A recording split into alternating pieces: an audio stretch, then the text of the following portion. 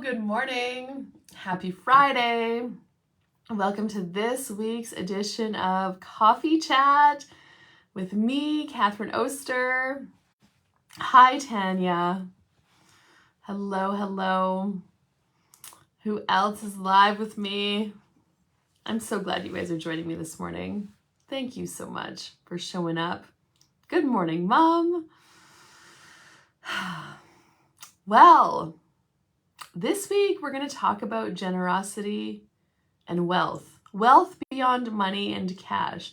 So in Access Consciousness, and Access Consciousness is this body of work that including body processes such as Access Bars, other hands-on body processes, the clearing statement, tools, questions you can ask to start like changing things in your life. Good morning, Shannon.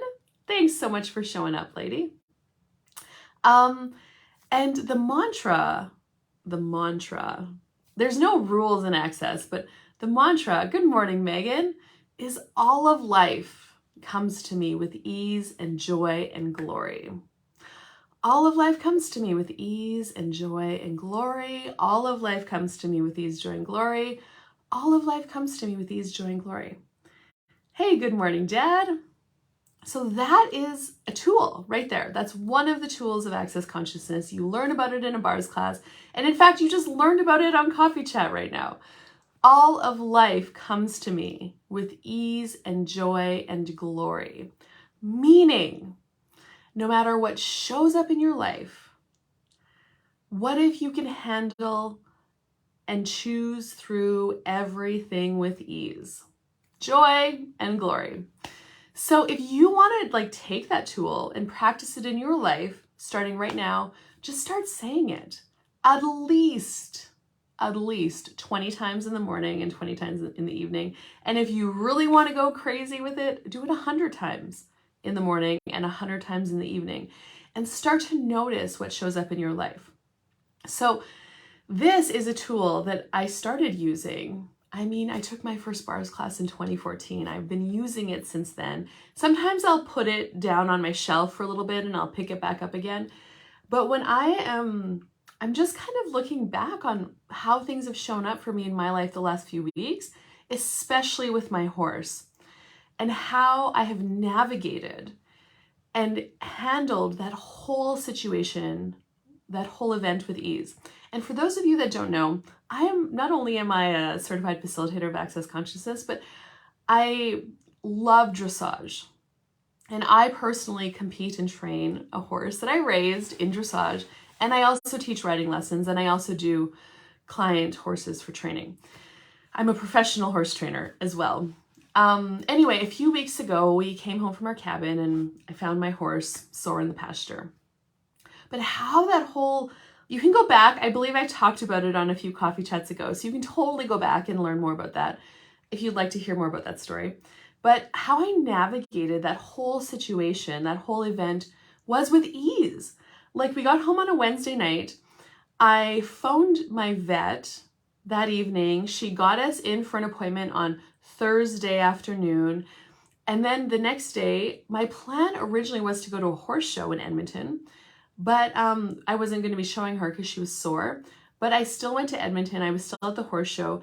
And I also got my horse to the vet where she needed to go because she actually ended up needing to have some surgery because of an infection in her leg that was making her sore. Total ease. It was amazing how it just lined up, boom, boom, boom. She stayed there for 10 days. I picked her up a few weeks ago, and she has to be on stall rest. It's going to be, her rehab and recovery is going to take a little more time because there was some damage done to the tendon. Anyway, she's had to be on stall rest, just in a smaller area, out of the mosquitoes and the sun, so her leg can rest and heal. So that's pretty intensive. I'm cleaning her stall twice a day. I'm also using a laser on her that my friend has let me rent for a few weeks. And I take her out for grass. Pretty labor intensive. And we were planning a trip to the cabin, which we just went on last week. And when my husband first kind of heard about my horse needing to be on stall rest for so long, his comment was, oh geez, hey Lynn, coffee cheers. His comment was like, oh geez, we're not going to be able to go to the cabin, I guess. And I thought, no, wait a minute. We can still go to the cabin. Like, what else is actually possible here? So I'd actually had contacted another client and friend and asked if my horse could come and stay with her at her barn, if she could look after her for 4 days while we went away to her cabin. And she was like, yeah, for sure I can. And that was going to be fine. And then we actually met up with another friend who lives closer. And she has like therapy equipment. She does horse therapy as a job. And she said she knew we were going to the cabin, and she asked me what I was doing with my horse. And I'm like, oh, well, I made arrangements for her to go here. And she's like, well, you know, if you would like I'm around, I can take her while you're gone to the cabin. And I thought, holy shit. Because I know she's busy with stuff, but I was like, wow, like that was really light right there. So that's what we went with. I mean, and then my horse gets this package A of therapy on a TheraPlate with radiant lights and a MagnaWave. And my friend also knows how to use the laser and run Reiki and massage her body and really like care for her, actually in a way that is greater than I can even care for her. For now, she got to go there. That is ease, joy, and glory. I could not have masterminded that plan greater than it showed up. Now, I titled this coffee chat Wealth Beyond Cash and Money, because this for me is an example of wealth. A wealth that is beyond cash and money. A person that I have in my life who is totally willing to contribute to me. And we have, you know, we kind of have this, kind of also brings up the topic of friendship. I would never call her my friend because I feel like that totally limits what we have going on. We actually contribute to each other in a way that is like beyond normal. We never judge each other. And we're willing to like be something for each other. Like if I know she's giving herself shit, I'll be like, smarten up, lady. But not from judgment, from like knowing that she's judging herself and she needs to stop that. And she will do the same for me. That is wealth. That is wealth beyond money and cash in your life. And what kind of brought this up is I'm doing this program right now called Money Magic Monthly. And it's not about money, but it's titled that way because, I mean, it attracts people. People want more money, but it's really about the wealth of being and the wealth of your life. And we're studying this book right now, right? Riches for You. And in that book is like that wealth topic. You know, what is wealth for you? And wealth for me is having these people in my life. And so we got home from our cabin on Wednesday, and I called her. I'm like, hey, when do you want me to come pick up my horse? And she's like, well, you know, she knew that I'm hosting this vaulting clinic for the next couple of days. She's like, she could stay until after the clinic if you'd like. And she's just melting me with receiving. And I'm like, you are so amazing. Like so amazing. And I told her, I'm like, please make me a tab and I desire to pay you for your services and your time. Hey, Deborah. Good morning, Lil. And I know like she will maybe give me a bit of a bill, but what I know that what I can be for her is maybe in another time, I will be able to contribute to her in her life that is greater than any money that I could give her. And I'm so willing for that. And that is this whole other topic of generosity of spirit. Like she's being so generous with me and my horse, with her time, with her facility. And I'm so grateful. And so she's not my friend. She's so much more than that to me. This is bringing a tear. And sometimes we'll go through periods where we won't talk verbally or message each other, but I know she's always there. And I hope she feels vice versa. So like, that is so wealth.